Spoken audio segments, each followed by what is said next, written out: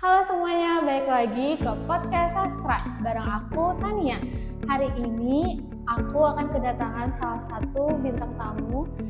Dia itu sebagai penulis yang sangat berbakat dan dia udah mempunyai beberapa karya sastra. Oke, langsung aja kita panggil Bunga. Hai, apa kabar? Baik, Silakan alhamdulillah. dulu. Boleh perkenalkan dulu namanya? Hai, halo guys, aku Bunga Fatia Cahyani. Oke, jadi kami berdua di sini tuh akan sedikit berbincang mengenai sastra, dunia sastra, intinya akan hal itu. Jadi menurut Bunga nih, karya sastra itu apa sih? Menurut aku nih ya, karya sastra itu tuh cerminan atau pelariannya. Biasanya kan kita itu kalau misalnya mengungkapkan sesuatu, perasaan, pikiran atau ide segala macam, itu kita kan butuh wadahnya ya. Nah, menurut aku karya sastra itu sebagai wadah untuk menyuarakan suara kita, pikiran kita dalam tulisan gitu. Dari karya sastra itu sendiri, kira-kira punya nggak satu karya sastra yang favorit banget gitu? Kalau dibilang favorit banyak sih, tapi kalau aku tuh favoritnya karya sastranya Terelie. Karena ya dari segi penulisan, narasi, terus juga cerita-ceritanya berbagai macam gitu ya. Jadi nggak selalu membahas sejarah atau ya filosofinya dia tuh banyak gitu. Jadi aku suka dia. Kalau kamu suka yang mana?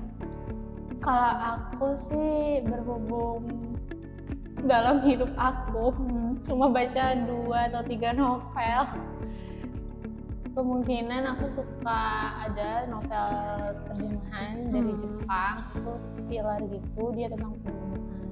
Sama satu lagi ada novelnya Ziggy, Oh iya tahu. Di Tanah Nada itu. Kedua kalinya aku baca novel dan aku tuh ngerasa wah ini bagus banget sih gitu.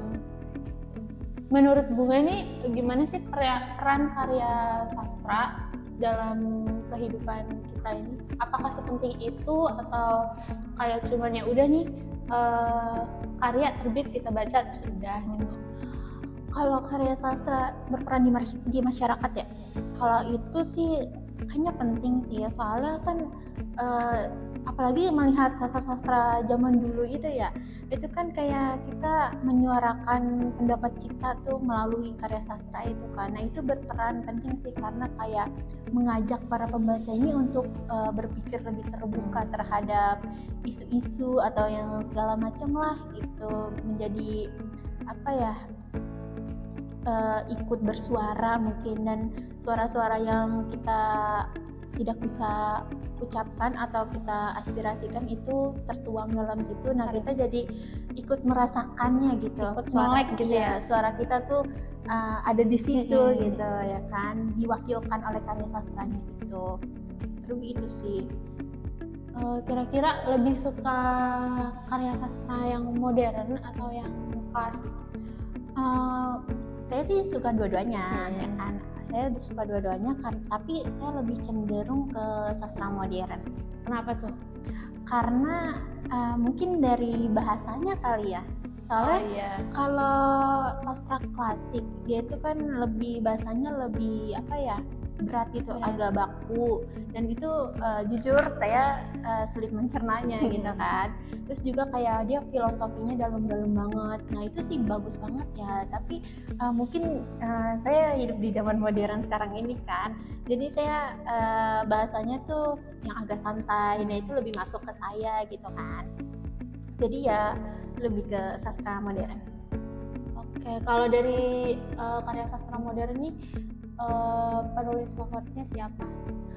Ada banyak sih, tapi kalau yang modern aku lebih ke Terelie yang tadi ya. Terelie karena dia tuh menjadi favorit aku, tulisan-tulisannya karena bagus. Terus pas pertama kali aku kepoin Terelie itu pas yang hafalan Salat Delisa itu. Yang dari cerpen itu kan berubah jadi film gitu kan, ya kan. Nah itu aku suka karena apa ya, selain dia tuh membawa sejarah yang tsunami 2004 itu aku suka sama isi ceritanya dia yang mengaitkan bencana itu. Jadi kan Bunga sendiri nih sebagai penulis gitu, gimana sih pengalaman pertama kali banget saat kamu tuh lagi menulis gitu? Pengalaman apa yang paling berkesan gitu? Kalau pengalaman, sebenarnya aku tuh menulis ya dari kecil sih, pas masa SMP kalau nggak salah, itu umur 13, 14, ya 15 tahun itu dulu aku nyoba-nyoba belajar bikin cerpen ya kan. Cerpen itu tapi aku tulis di buku tulis. Dulu kan aku belum punya handphone ya, belum dikasih sama orang tua, jadi aku suka nulisnya tuh di buku. Dan aku kenal Wattpad, aku pertama itu di Wattpad.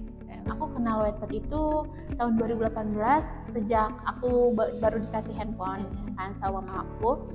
Aku mulai kepoin platform yang bisa menulis gitu kan. Jadi aku kepoin itu Wattpad pada tahun 2018, dan di situ aku baca-baca cerita-cerita sastra modern ya yang udah di era digital gitu.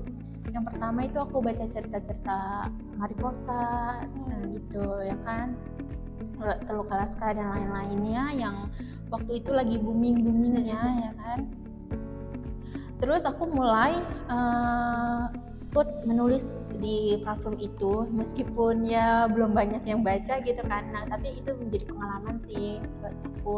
Selain itu juga aku dulu pas SMA zaman COVID itu aku dulu sempat ikut komunitas menulis di sekolah. Tapi karena COVID jadi ya nggak berjalan lancar gitu kan. Jadi ya aku lanjut menulis di aplikasi Wattpad itu. Tadi kan Wattpad ini kan media digital gitu. Ada pengaruhnya nggak sih dari yang karya sastra yang awalnya cuma buku doang, terus dari sekarang udah pindah ke digital ini? Kalau pengaruh sih ada positif, ada negatifnya pasti ya. Kalau positifnya yaitu lebih mudah, banyak yang baca, ya aksesnya juga gitu kan.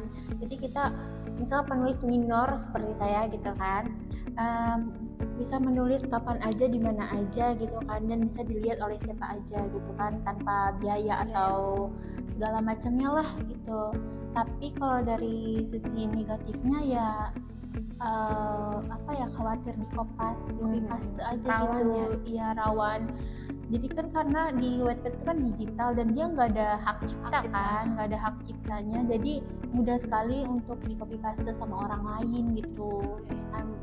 Jadi apalagi sekarang kan AI banyak ya, banyak AI gitu kan, jadi takutnya nanti gimana gitu. Kayak gitu aja sih. Tadi kan udah pengalaman terbesar dari menulis. Kalau tantangannya kira-kira apa dari selama menulis sampai bukunya ini terbit gitu? Buku aku.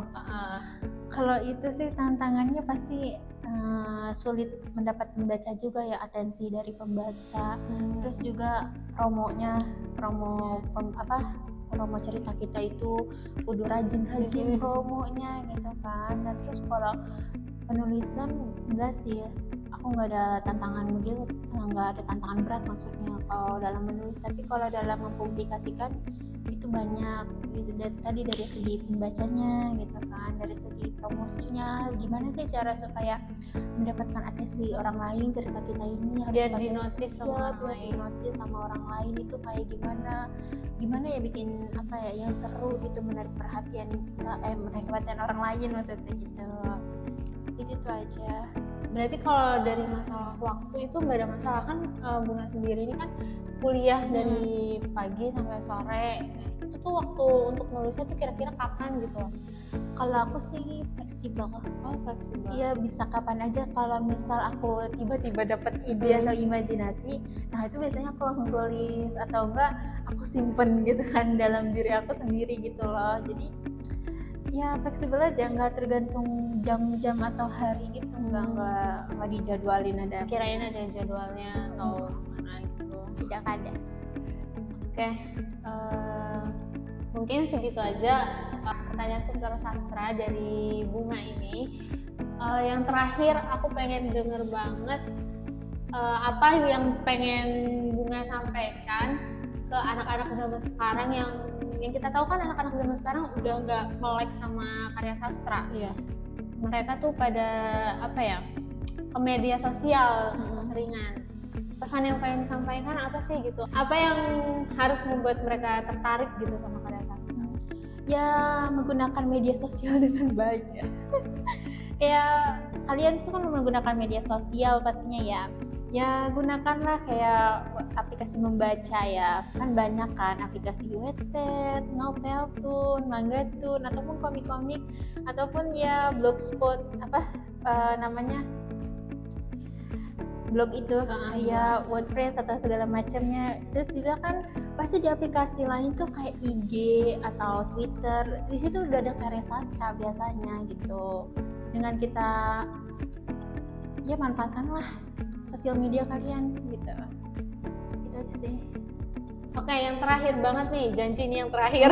Oke.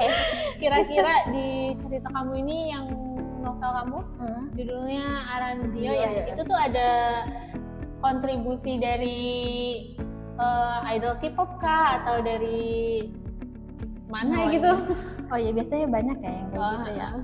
Kalau aku sih tokoh idol K-pop yang jadi inspirasi buat buku aku ya atau cerita aku ini adalah Kim Taehyung. Kalian tahu Kim Taehyung kan? Suami aku. Tahu lah pasti. Taehyung juga mantan aku. Kira-kira boleh kasih bocoran sedikit nggak Kim Taehyung ini di sini berperan sebagai apa dan gimana ceritanya dia di situ, sedikit aja? Oh kalau misal cerita ya pasti pertama itu dari visual ya pasti ya. Nah terus juga aku kadang sering ngeliat video-video dia gitu kan. Apalagi kalian kalau misalkan ARMY pasti tahu di era HYYH itu kan. Nah aku terinspirasi dari itu juga gitu kan. Bagaimana tokohnya ini namanya memiliki kerusakan mental sedikitnya gitu ya kan. Jadi itu aja sih. Mengulang-ulang video itu aja dengan menginspirasi itu aja. Berarti inspirasi utamanya itu Taehyung? Iya, tapi inspirasi tokohnya buat tokohnya visualnya itu ya Kim Taehyung, tapi untuk inspirasi lainnya itu ya dari realitas sosialnya kita aja gitu kan. Keren. Oke, gitu aja podcast kali ini bersama Bunga. Sampai jumpa di podcast selanjutnya. Bye-bye.